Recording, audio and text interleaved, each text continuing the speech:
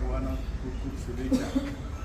आणि ज्यांच्यामुळं आपण आज या ठिकाणी बसलोय त्या सचिन सरांना गुरुपौर्णिमेच्या लाख लाख शुभेच्छा।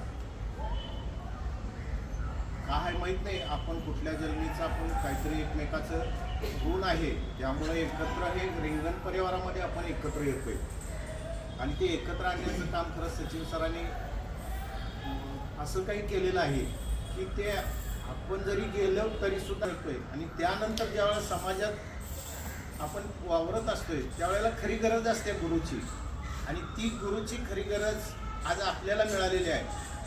जसं बरेच जणांनी सांगितलं की हे नुसतं व्यायामाचंच गुरु म्हणून सचिन सरांच्याकडे आपण बघितलं जात नाही, तर प्रत्येक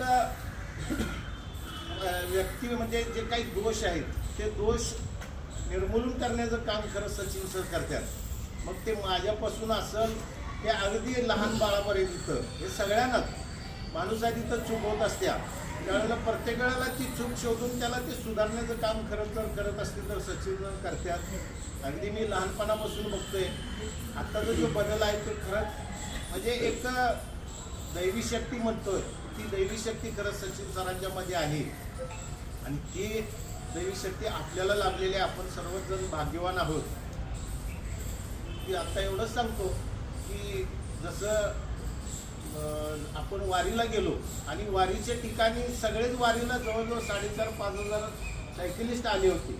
बरेच क्लब जवळजवळ 130 क्लब होते, त्यामध्ये एक विशेष असं कार्य आपल्या हातून घडलं आणि ते घडवून घेणारे आपले सचिन सर होते आणि त्याची दखल घेतली महाराष्ट्र शासनानं। खरं म्हणजे ज्यावेळेला आपण रिंगणवारीमध्ये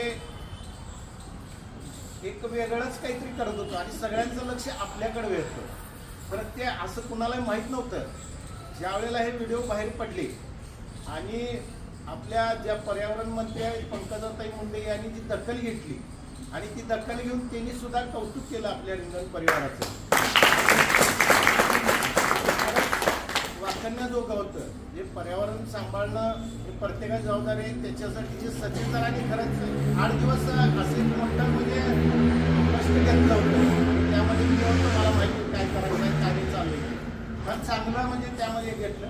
आणि आज जसं म्हटलं जे आता मॅडमनी म्हटलं की भारताच्या बाहेर आता तरी महाराष्ट्रात महाराष्ट्र शासनापर्यंत आपण पोचलेलोच आहोत आणि रिंगणचं नाव भारताबाहेर जाण्याचं जे काही चाललेलं आहे ते प्रयत्न करतोय आणि ते रिंगणचा झेंडा फडकवणं आणि सचिन सरांचं नाव फडकवण्याचं काम करायची माझ्याकडं सचिन सरांनी म्हणजे